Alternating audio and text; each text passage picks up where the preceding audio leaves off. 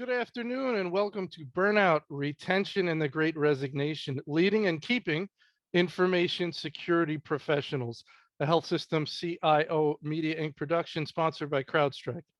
Just a little housekeeping before we get started. My name is Anthony Guerra. I'm the editor-in-chief of Health System CIO, and I'll be your moderator today. We're looking forward to your participation. You can send in your questions or comments at any time in the Q&A box, and we'll take those later in the program. Just so you see how we're going to spend our time today, first we're going to go about 35-40 minutes with our main panel discussion featuring Jacki Monson, VP, Chief Technology Risk Officer, CISO, and Chief Privacy Officer at Sutter Health. Audrius Polikaitis, CIO and AVP of Health Information Technology at the University of Illinois Hospital and Health Sciences System. And Drex, DeFord, Executive Healthcare Strategist with CrowdStrike. And then we will have our Q&A. We have a lot of interesting stuff to talk about today, and so we're going to jump right in. Jacki, let's start with you. Can we get an overview of your organization and your role? Sure. So I wear three hats, mostly over information security, privacy, and technology risk. Sutter is a pretty large integrated healthcare system. We have 24 hospitals, thousands of clinical locations, a health plan, and many other functions, mostly based in Northern California, a location at Kahi Mahalo, and some locations in Utah. Very good. Thank you. Audrius? Yeah, first of all, good morning, good afternoon to everybody. Audrius Polikaitis, Chief Information Officer at UI Health, which is the University of Illinois Hospital and Health Sciences System. Essentially, responsibility for all things system, infrastructure, services, IT related, supporting the broader university academic health system mission at UI Health. We are fundamentally an Illinois-based organization, largely focused on markets, on the Chicago market. Very good. Drex?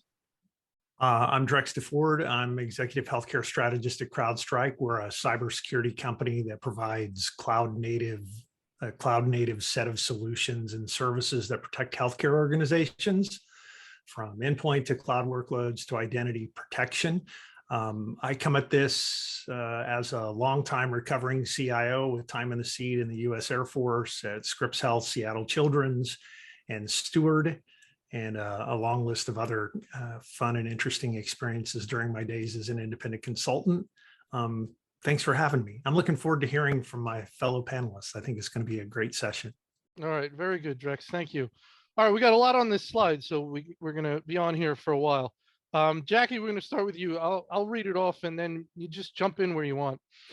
How would you describe the healthcare IS workforce environment? Are you able to find people with the skills and experience you want at the salary you're offering? Are you hiring for remote only positions? Are there some IS positions that you are not making remote only, perhaps hybrid or perhaps in full time? And why? What are some of the challenges that come with managing newly hired remote only individuals as opposed to individuals who have worked for your health system, established, understood the culture, maybe built relationships and then gone remote? So the specific challenges of having someone only starting their remote and getting them integrated that way. So wherever you want to, Jim, take them one at a time, however you want to handle it, Jacki. Thank you. Yeah, I think, this is going to, our workforce in the information security space is going to continue to be challenging for us in healthcare because we're competing with all other industries who can pay more. So when I'm recruiting talent, I'm looking for mission-driven folks who are really interested in a cause, in a mission, and that's why they're working for me, not necessarily the highest paying job, the best benefits. And I think the challenge with fully remote, and we have fully remote in certain states, not all states, so that certainly posed a challenge for us. But I think fully remote it's hard to get attached to that mission, not being in a hospital, not rounding, not seeing the patients and seeing how we're impacting them. So I think that's one of the challenges. And then, I think it's easier to be remote when you already have established relationships So we have some folks on our team that we've literally never met in person because they started right after the pandemic hit. And so for them to be, deeply connected to that mission, I think is a lot different than, my team that's been around for 8 or 9 years, and they know everybody, they know the mission, and they don't necessarily need to see patients every day to understand why they're doing what they're doing. And so I think it's just a challenging environment. We have some positions that we've determined that can be fully remote. And what's been interesting is I've definitely seen the introverts have a strong desire and get some anxiety when I talk about coming back into the office. And, they really, really want to stay remote and they don't ever want to be seen in person again. And I think there's some balance with that. We want to see them again. We need to develop that rapport, get them focused on the mission. And you just can't get that remotely. You've got to actually go visit one of our hospitals and round with the patients who are literally helping save their lives every day with what we do. So I think that's the sort of overarching challenge that I see we continuing to face. And as far as salaries and offerings, I think we continue to be challenged by that, and certainly have seen the market get really hot and the talent shortage be huge. And so I think that's going to be a continuous issue. I do have really good partnership with my HR team. And so when I come to them and say, can we look at market data? We've lost, 20 people in job offers. Help me out here. They definitely do that. We've also done retention bonuses. So we're trying as hard as we can to meet them where they are. But I think it's going to continue to be a challenge as we face the shortages that we face with this talented workforce that we need. All right, a couple follow-ups there. One is you talked about the importance of rounding. Can you tell me a little bit more detail about how you handle that? Do you want everybody in IS rounding, or is it above a certain level? Do you have a frequency in mind or a way you handle that? Just more thoughts on that. Yeah, so my information security officer level, which is director level, they're rounding all the time. They're rounding at least a couple of times a week because they're really working with the CEOs at the hospitals to facilitate whatever's needed. I think everybody on my entire team, and I expect them to round, not at the same frequency as the information security officers, but I think it's really important to be focused on the mission, and you can't be focused on the mission unless you observe it. And so that's one of the things that we do when they become new employees, is we send them out into the field and let them spend a day rounding and just observing what's going on. Because I find that the more attached they are to the mission of keeping our patients safe, the more longevity I have, the more motivation they have to do a great job for us. And so I think it's just an important component of that. Even if they're fully remote, it's worth it to me to fly them in to do some rounding. Interesting. You mentioned there are some individuals that have gone remote with COVID and who are very reluctant to come back in. That is an issue for you because you feel that you want them to have that connection to the mission through the rounding. And I'm never coming in again is not conducive to that. Are you handling that on a one-off basis in a sort of trying gently to coax them back? I mean, how are you handling that? Or are you going to get to a point where you say, some people got to go?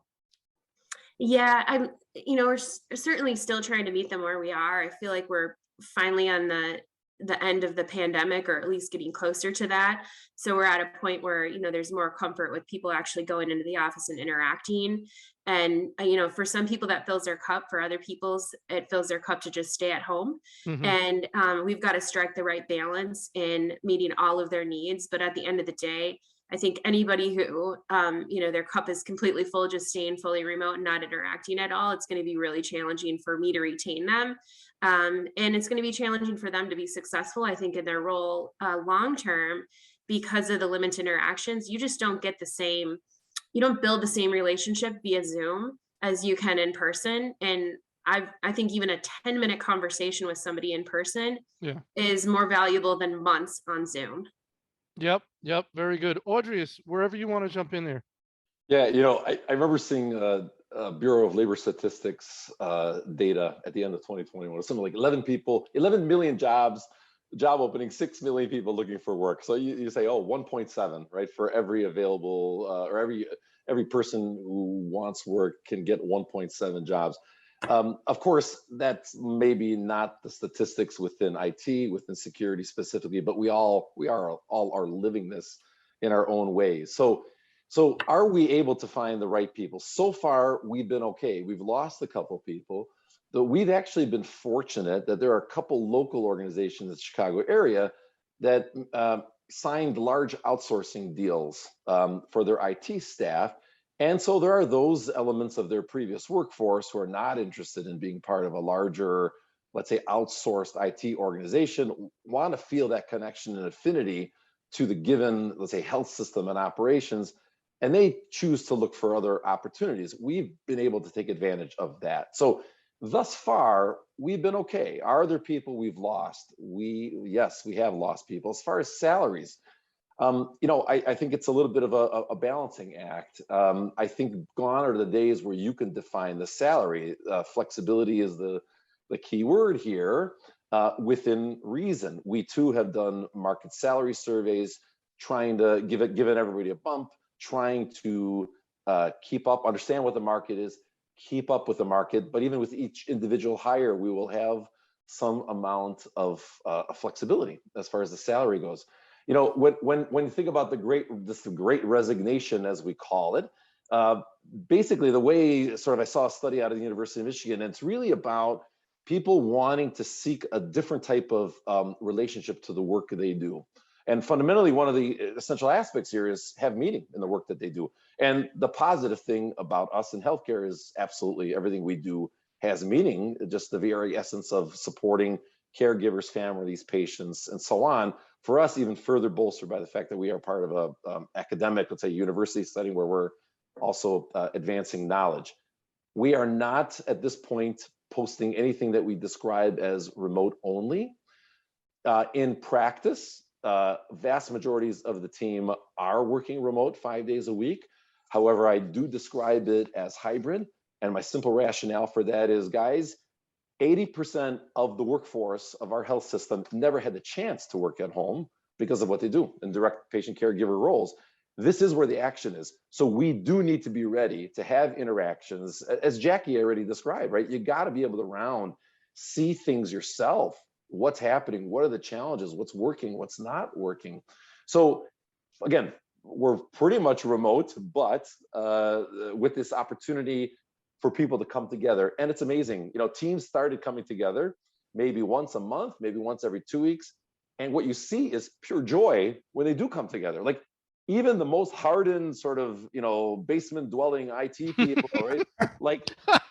They miss spending time with people. And it's kind of cool to see. Now on that day, do they, maybe they're not as productive from a task basis, right?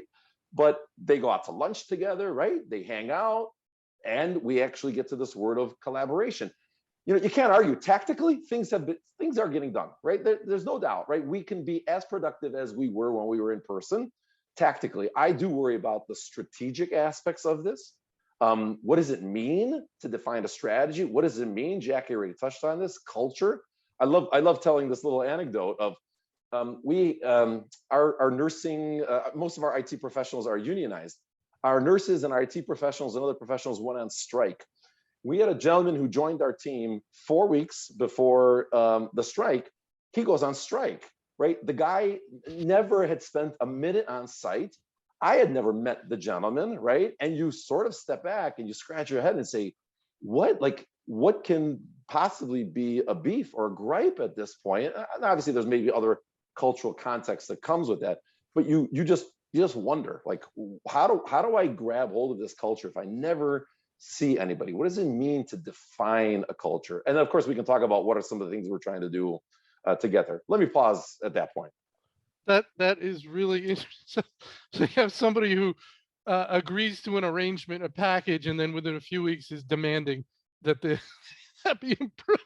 Or maybe through his family, there's an affinity, right, to labor unions, right? Again, yeah, not right. to judge it, right? But you just raise the question, like what might have been, what was the thought? And of course, right, these are not things that you engage in casual conversation on with somebody, right? You're not supposed to go there. Quick follow-up on you mentioned that you perhaps the beneficiary of some of the local health systems doing some outsourcing and creating some employees, available employees in the market. Is that, I mean, is that something you could advise your colleagues, your CIO colleagues to keep an eye on, sort of just be Yeah, aware of what's going on in your local market? And if an event like that occurs, I don't know specifically how you take advantage of that in terms of finding those individuals. That may be technically a little hard, but nonetheless, it sounds like something to at least be aware of. I thought you were going to say, can you encourage your local CIO colleagues to outsource? So it seems to Yeah. be the beneficiary. create more employees.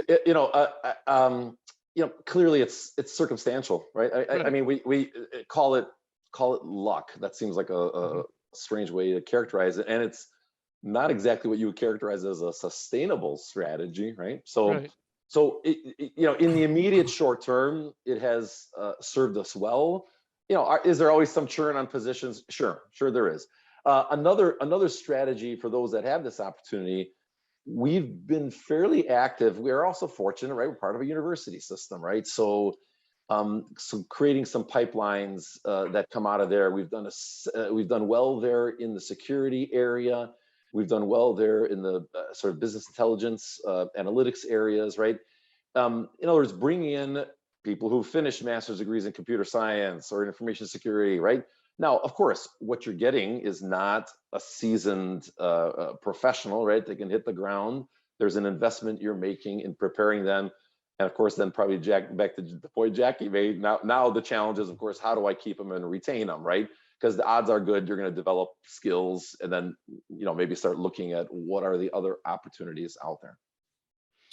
Drex, here's what I want to ask you. It may not be what you wanted to answer right now, but it comes to mind on everything that's being discussed. And I've heard this from other CIOs and CISOs.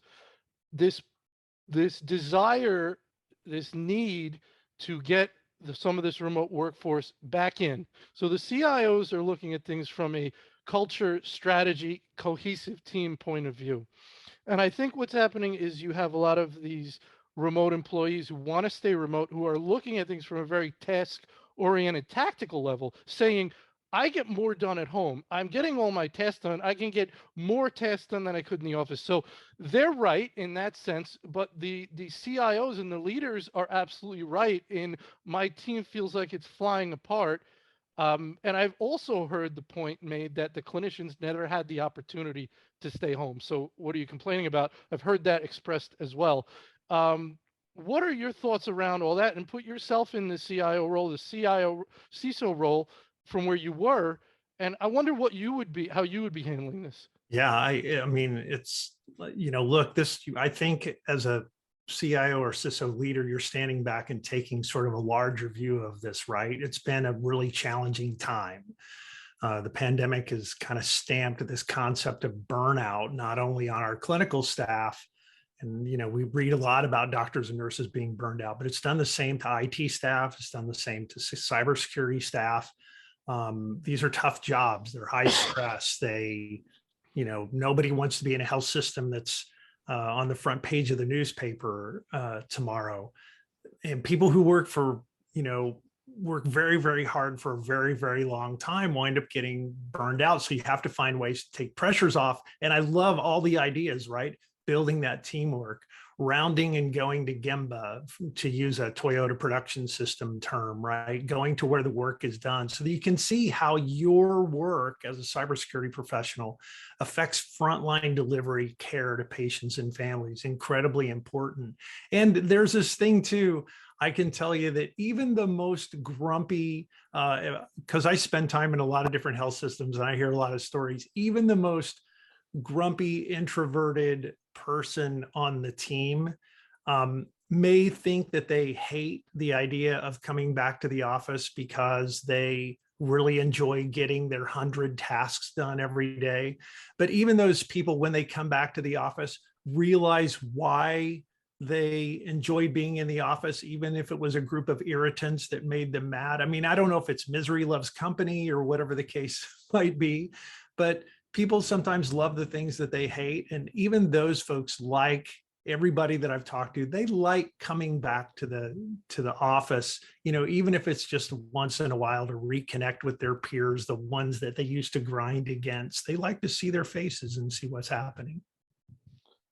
Yeah, it's interesting, Jackie. It's like I think there's the anxiety is social anxiety. I think some of the type of people that go into IT are not the most gregarious folks in the world. Right. I don't. Was it Audrius who mentioned Oh, the come basement on. dwellers? Did you What? use the term Yeah, basement dweller? I Which, did. I'm sorry if yeah. I offended anybody. Yeah. No, but I don't know if there's anything that can be done about that. But that may be, some of it could be the commute, because some people have difficult commutes, and some of it I think is just social anxiety. That's, the longer you're in the basement, the harder it is to come out. So I don't know if there's anything can be done about that. I think it's definitely a thing that you see. Yeah, go ahead, Drex. Folks who have been isolated at home for a while, when you get back together, it is a whole new, like, I haven't exercised these muscles Right. for a while. I have to figure out how to be social again and how to, say the right things and do the right things. It's harder. It's hard to do it in the beginning, but like a bike, I think people pick right back up. I think you're absolutely right. Yesterday Audrius, go ahead. afternoon. Yeah, sorry. Go I ahead. should ask. No, go ahead. Yesterday afternoon, after 2 years, was the first time we had an in-person management meeting of the department. And Drex, as you said, like a bit, slightly, like you knew everybody, but slightly a little awkward, like starting like, do I touch anybody? Do we shake hands? Do we right? With that, and then obviously, right, being respectful, some people chose to continue to wear masks, like they just came back from vacation, right? And they're concerned about colleagues, right? And then the personal choice, right? All that is great. All that is cool. But what we were talking about, the topic was our organization just crafted a new strategic plan. And now we're talking about, okay, so how do the IT services and what are the new things that we need to be thinking about to align with the strategic plan, right? I feel lucky that we had this opportunity to do this in person, because I cannot imagine how that conversation on that topic would go on a Zoom, like on a Zoom call, right? Where whether you like it or not, right? You're sort of reading body language, but you can't tell when someone's inhaling about to speak, right? So you're stepping on each other, like, oh, sorry, you go first, right? We just did it here, right? It was a very nice moment. There was some hesitation from people, but generally people went with it, right? It was like 20-some people, and we're now going to be doing this every 2 weeks, at least coming together for that 2-hour window. Jackie, I mean, go ahead, Jackie. I think, we have to meet them where they are to some degree. And then at some point, we just have to rip the Band-Aid off and say, we'll see you in the office. And, get over the awkwardness of getting them used to, we are going to have some in-person meetings. And so I feel like I've been preparing them in conversation for the last 2.5 years. Every time I have a town hall with my team, like the number one or number two question is, when are we coming back to the office? Are you going to make me work full time from the office? It's all around that. So it's definitely social anxiety. But, I think you can only prepare them so much. You can try to meet them where they are. And then, I'm just going to rip the Band-Aid off and say, hey, I'm going to see you in a couple weeks. Give them enough time to think about it. And then we just got to do it. And, and I'm sure some are going to like it and some aren't going to like it. And there's going to be a lot of remote opportunities, other places. But I think in healthcare, it's going to be really challenging to not be hybrid to some degree and to have some in-person interaction. Yeah, Jackie, I don't know how you're thinking about it, but I'm definitely not thinking about it like 5 days a week. No. Like those days are long gone, right? Like, but some amount of presence. Well, heck, even myself, right? I've been working Fridays at home. I love Fridays. Well, for many other reasons, but it's like really, it's like really nice, right? And yet I find it's a good balance, like Monday through Thursday, right? It's important. So for all the same reasons, to be there, to see things, to be present. Now, what I do love about the flexibility on a personal note, and I see some other people doing this, like I won't be in the car at 7 a.m., right? I'll start working maybe 7:30. I'll turn on, the navigation, right? And start looking at the times to commute in. And when it drops to 43 minutes, I find a break in the schedule, go, or do the next meeting from the car, right? And so the flexibility creates a little bit of ease, right, on the workday that way too, as far as when I go into the office. Absolutely. Or you could just get a Tesla and let it self-drive you to the office and you can still work while you're doing it. Now, There's, just to there's get, this other thing too, Anthony, go about ahead. like, I just think to myself, like going in, there were so many other people that I talked to or that I got to know that really had great insights on what we were working on that I would have never met with on a Zoom call as part of my normal, I mean, custodians and other folks who can tell you, I mean, if you go in at 6 o'clock in the morning and talk to the overnight shift, the folks who are like turning beds and doing all of that, they have a lot of insight on what's happening in the organization. And you would never normally get them on a Zoom call. So there's a lot of other benefits to like going in and being in at least part of the time. Yeah, I couldn't agree more with Audrius's point that there are conversations that the quality and the importance and the level and the number of people you need engaged that need to happen in person in a conference room to really achieve the best outcome that you can have from that, and that you just can't replicate it in a Zoom call. So little more granular, and then we're going to move on. But Jacki, we talk about people not having to come in every day. Have you thought about what that would look like in terms of mixing it up? Certain days you get to pick for example, I've thought, okay, if we're going to let people pick, do we want to have one day, like for example Wednesday, when everybody's in, so you could schedule meetings on Wednesday. You don't have to try and schedule a meeting and, oh, that's Joe's day off and Sally's in, but they're never on in the same day, but I need them both in a meeting. So have you thought to that level of how you're going to play around with it? Yeah, and I think what so I've had some people that, had opted out of remote work and they're in the office 5 days a week because that's what they choose to do. And then I have some people who are begging to get in. And so the goal would be to have social interaction. So we've talked about, establishing Tuesdays and Thursdays as days where, leadership will be in the office. And that's when we have all of our meetings, and that's when we, pull all of our teams together so that that you have the welcoming environment and you get the social interaction versus, today, if I go to the office, it'll be empty. Nobody will be there. And great for me because maybe I have distractions at home and that's why I want to go in, or I need to meet with a senior leader. But if you can get the most out of your time meeting with your team and the level of frequency that works for everybody, which I think is going to be kind of a little bit of a science to figure that out as you start going back to the office. But when you find that sweet spot and that right balance for the team, I think it'll all work out in the end. Audrius, have you played around with that, specifically what you're going to do there? Played around is a great way to characterize it, right? So Yeah. we are now sort of, as I mentioned, right, doing this Wednesday thing, right? Every other Wednesday.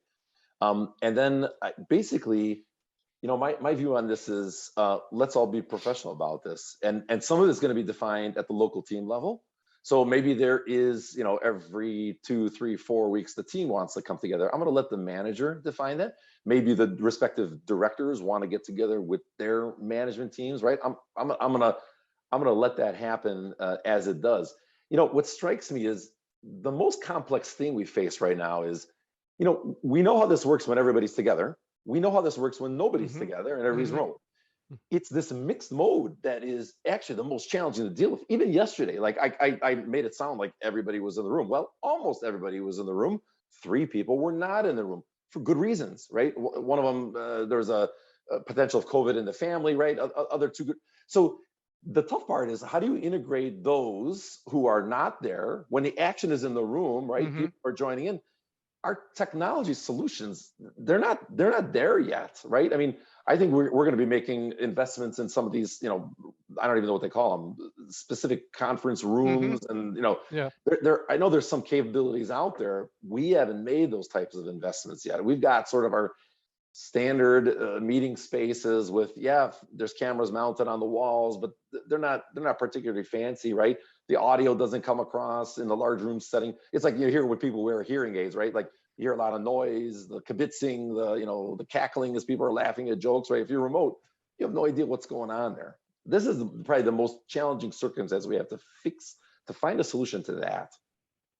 Drex, we had Zafar Chaudhry from Seattle Children's on a different event, And he talked about what Audrius was just saying about creating a live conference room type experience for people who are joining remotely. That is a huge issue with IT executives now and health systems trying to recreate that environment.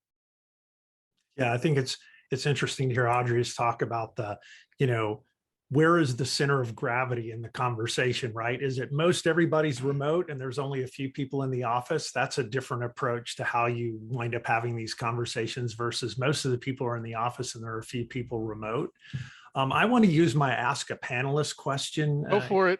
Go for it. So for the two of you, in all of this sort of mixed mode, how do you get everybody to come to work on Wednesday? Are you doing any other things like, providing lunch, or is there a, social aspect of something that you've put together to kind of help make this even more magnetic for them to come to work on the day that you would like to have everybody there for meetings? I know you're both super creative in this, and I'm just wondering if you have some things that people can steal from you.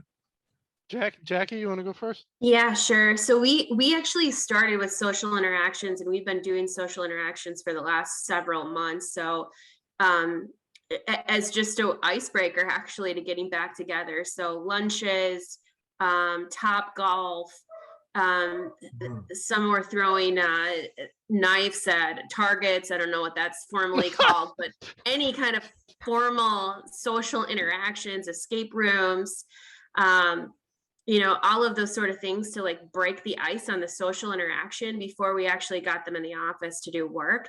And I think anytime that we're in the office now, it's icebreakers first, social interaction first, and then work, because we've got to make up that time of the last 2.5 years of not having that level of interaction and understanding. And I think, the personal connection is an important piece of, people's desire to stay at a job too.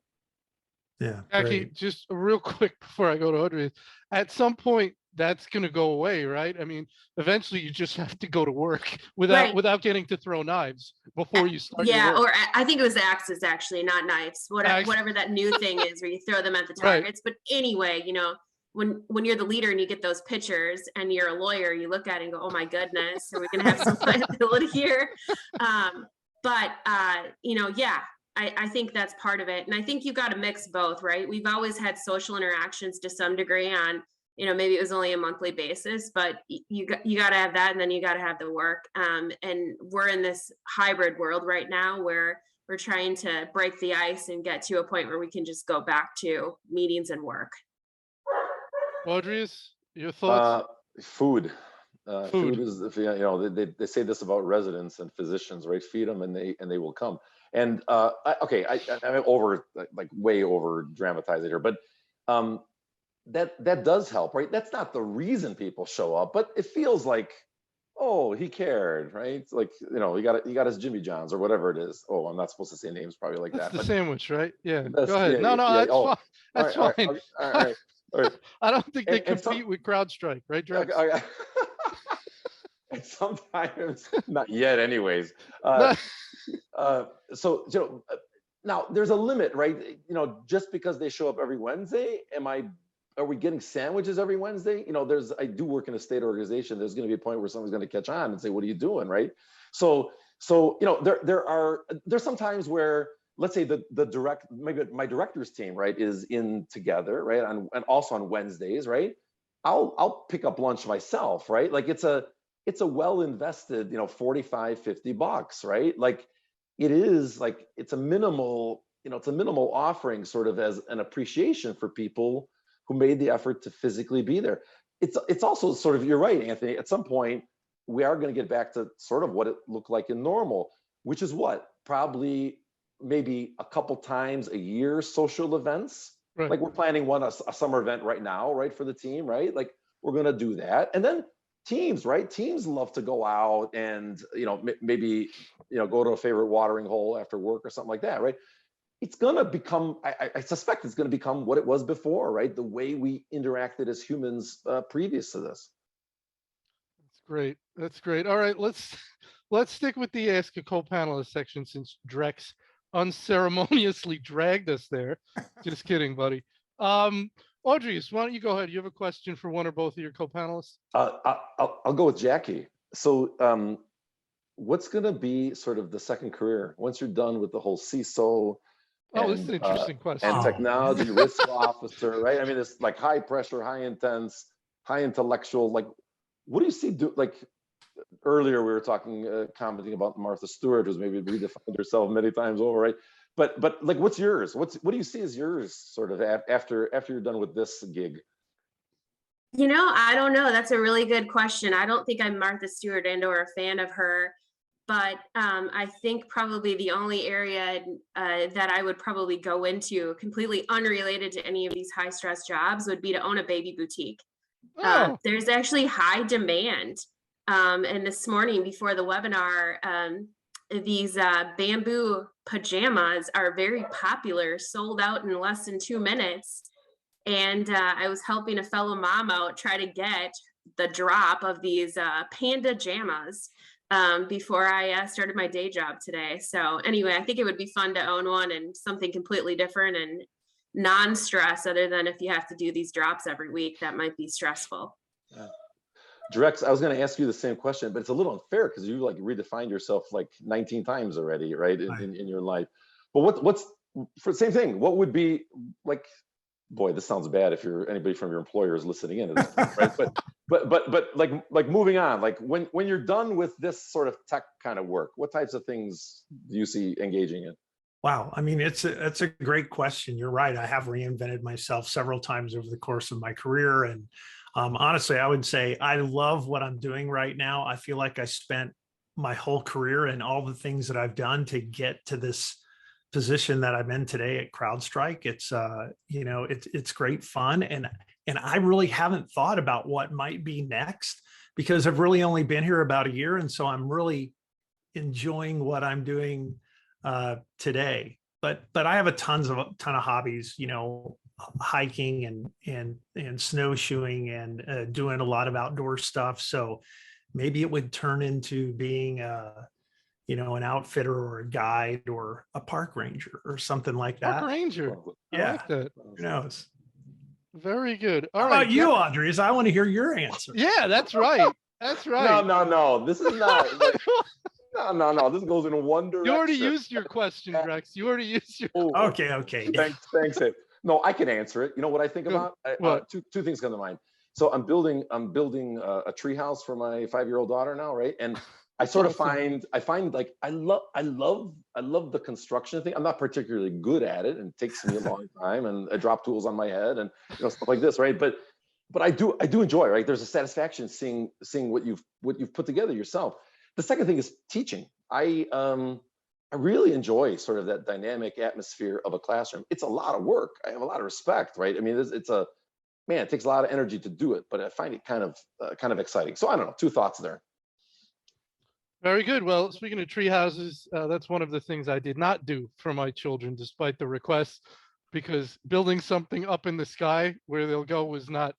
Yeah, I can put up a shelf. It'll be a little crooked, but that's about it. Jacki, your turn to ask your distinguished co-panelists a question. Yeah, so question for both of you. One of the things that I think we've seen in healthcare, particularly delivery in the last couple of years, is the financial challenges of recovering from COVID, the cost of care going up with PPE and other things. And so one of the challenges that I face as the organization looks to how do we make up the money that we lost is the reaction that I get, which is, can't you outsource more to save money? What is it that you can outsource? And so my question to both of you is, where is that sweet spot of balance between what you outsource, because maybe it is a better option, maybe it is more affordable, maybe it helps with the talent issue, and where do you insource to have your team be functional and not miss a beat in protecting the organization? That's a great question. Audrius, let's start with you. You sure we can't start with Drex on this? No, you're on the spot. Okay. Especially given the topic we're talking about in the context of the question you asked, my view is, strategic outsourcing is really the way to go, right? You're going to look at those functions where, number one, somebody can probably do it better than you can yourself. You don't view it as a core competency.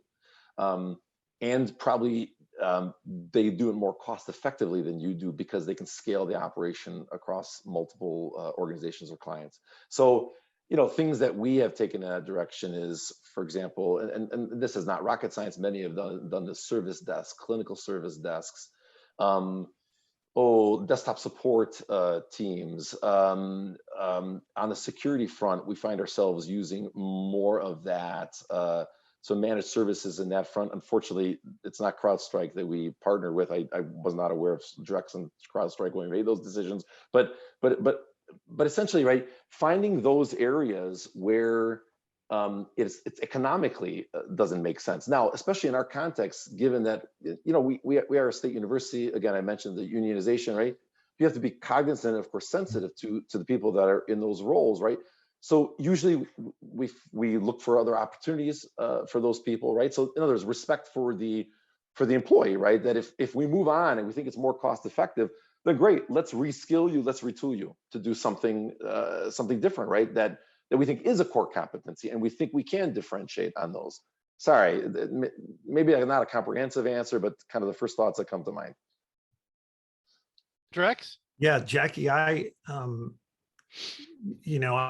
would really second everything that Audrius said. Look, I think I read something yesterday, we're 500,000 people short right now in cybersecurity, people who have the skills versus the jobs that are open right now. So I don't know that I think about it necessarily as much as outsourcing as I do sort of finding really good partners who can take some of those things off your plate. It's a lot of what CrowdStrike does. We have 16,000 customers worldwide, including 15 of the top 25 health systems in the country. And because of the way that we work, we've built this economy of scale that's tougher to do compared to an individual organization. So with services that we have like Falcon Complete, we kind of become additional staff. We take that whole endpoint detection and response workload off a health system's plate, and then we sort of integrate into your security team. So I think it's sort of finding it's hard when you talk about it as outsourcing, because it really creates a lot of scary resistance inside of an organization.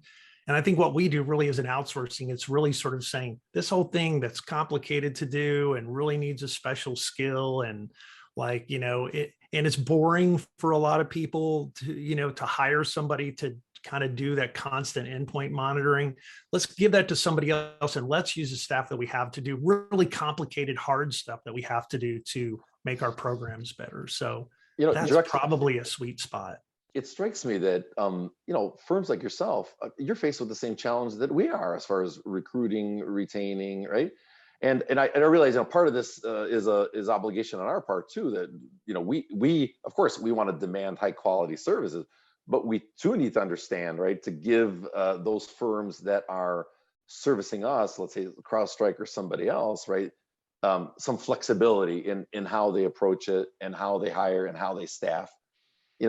Everybody's in this crunch. I think that the benefit that firms like yourself have, which I think you already alluded to, is scale, right? If one person can cover more clients than more cost effectively than I can.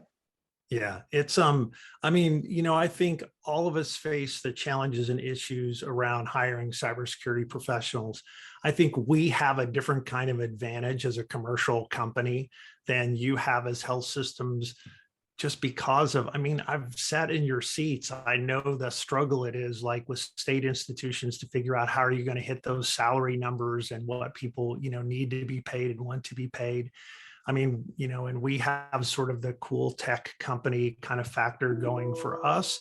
And all of that sort of conspires to put us in a position to be able to be more effective at helping our customers. But there is no doubt we have a shortage of cybersecurity pros, and that's going to go on for a long, long time, it looks like. Hey, Anthony, had you ever considered a segment of your program, Ask the Host the Question? No, I haven't. And you're probably not going to go there, right? Do it. Well, I'm better at asking questions than giving answers, but I do have a comment to make that may further the discussion. We were talking about outsourcing the boring stuff in a sense, and we did a webinar the other day on using staffing firms, leveraging staffing firms, and one of the a lot around application decommissioning, and one of the points about using outsourcing or outside firms was this idea of outsource the boring stuff because and let your team do the fun stuff, however you define that. Jacki, what do you think about that concept? Yeah, I think that's an interesting concept, and probably I think mundane tasks are easier to outsource, in my opinion, than the complicated things, especially when you have legacy technology and integration and interconnectivity. I mean, yeah, that's conceptually how we do it today for the most part. But I think, further evaluation of that, one of the biggest challenges we actually have is even going to, co-source model is them finding the right talent that we need to do some of the jobs. So like an information security officer, a privacy officer, it's like nearly impossible for me to find that talent in a consultant level role, even for just staff aug, because, we have a, somebody leaving and we've got some time in period or medical leave. That's a really challenging space for us to find the right talent outside the organization. Oh, Even you got anything there? You have to wind up bringing in, you still have to train them up on your stuff and your processes too, right? So that's a challenge. Well, yeah, and then then my team says there's no point, right? Because by the time they get them all trained up, they could have just done the extra work. So that's, I think, the challenge of the balance that we face. But that's, so I think it's easy for cybersecurity and some of the other spaces to look at outsourcing or co-sourcing or however you want to describe it. But when we get to, the more complicated roles, it's even harder to just find that talent externally. Audrius? I was going to say, let's not devalue these boring tasks, though, right? Because I think one of the challenges that we faced is the boring tasks. Yeah, no one wants to do them, and therefore no one does them particularly well, right? Drex, you already alluded to it, like endpoint monitoring, right? I mean, we absolutely contracted for an MDR solution because you step back and you say, it's nice that we've invested in SIMs and we, okay, we got all this, but like we're not really using it to its full capacity, right? You realize yourself, our team is distracted. They are sort of living the life within the organization. There's different things coming at them. There's different things they're trying to deal with. And you realize that not only is it something they don't want to do, frankly, someone will do it better than they can do it. They'll have more discipline around it. There'll be more process around it. So it sort of becomes a little bit of a win-win, if you will, in some of these circumstances. I think about it too, like, if you're a pilot and you fly a small aircraft, to do that really well, you need to do it on a pretty regular basis, and you need not to be distracted while you're flying the aircraft, right? And so some of these things that I talk about is, maybe they're boring. I mean, endpoint detection and response and threat hunting. If that's a thing that you're really into, they're not boring at all, and you really love them. And to be good at them, you have to do them all the time and not be distracted. And that's where like we can help. But it's or if you have those members on your team, you have to figure out a way to shield them so they can be really, really good at those tasks that need a lot of concentration and a lot of, time to think. Don't let them be distracted. But it's hard. It's hard in our healthcare world with lots of projects and everything else that's happening, to not be distracted. Well, that's one of the other things we wanted to touch on, was that idea of creating an environment where people want to stay, right? And we said one of the things, we're trying to give people flexibility, but we need them to come back to the office. We're trying all these different activities and social interactions to make it a pleasant place to be. We're pushing the mission, get them to round, see the effects of what they're doing, provide meaning in their work. But then the other thing we touched on in the write-up for this event was putting out fires and how that can be unpleasant. If you're constantly pulled left, right, it makes you feel like what you were working on didn't have any meaning, right? If I can be pulled off this as if it didn't matter, that's disheartening to me. I don't know if there's any more what more can we do there to create an environment where people feel their work is meaningful that may be different from the way IT's been run in the past. Drex, I'm gonna start with you.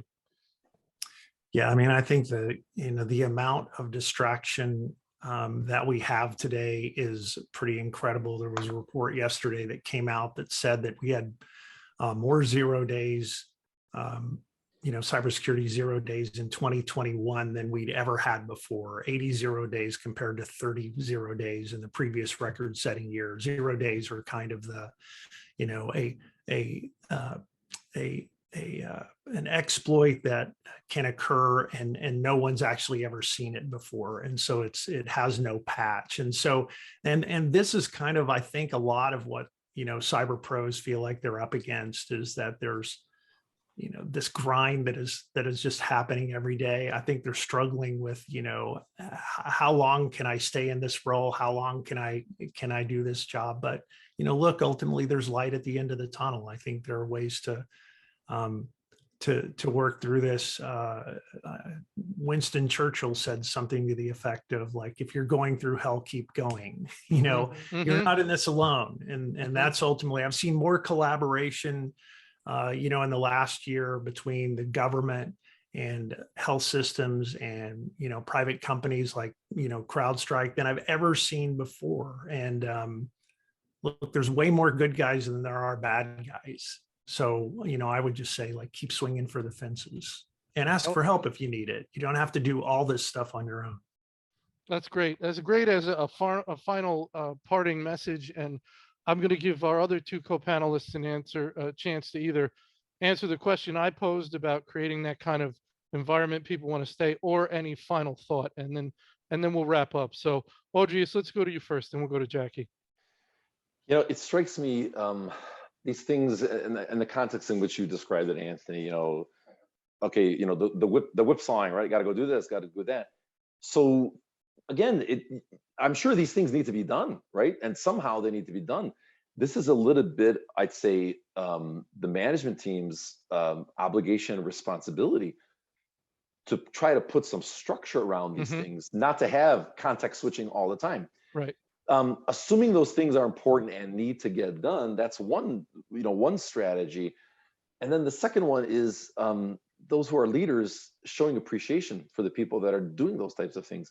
And this could be in the form of shout outs, recognitions, and team meetings. In other words, acknowledge the fact that, look, we rather would not have been doing this, but what choice was there? I'm thinking about 3 weeks ago, we were still dealing with an unencrypted laptop that a resident put PHI on, right? Like, you'd say, in this day and age, like, come on, right?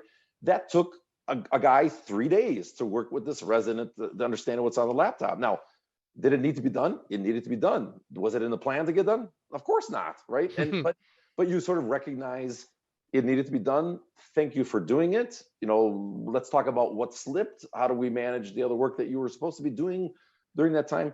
So I think there's an obligation from management, right, and leadership to acknowledge those things, try to control them, of course, put structure around them, and recognize when people do that. It sounds right Less on. thankful stuff. Yeah. That sounds right on to me. Jacki, your final thought. Yeah, I think a final thought is, for me, you have to ground them in, it's all about patience. It's all about protecting patients. Every one of us are patients. The organization needs to be protected, and that's what we're doing, whether it's a complicated task or an easy task.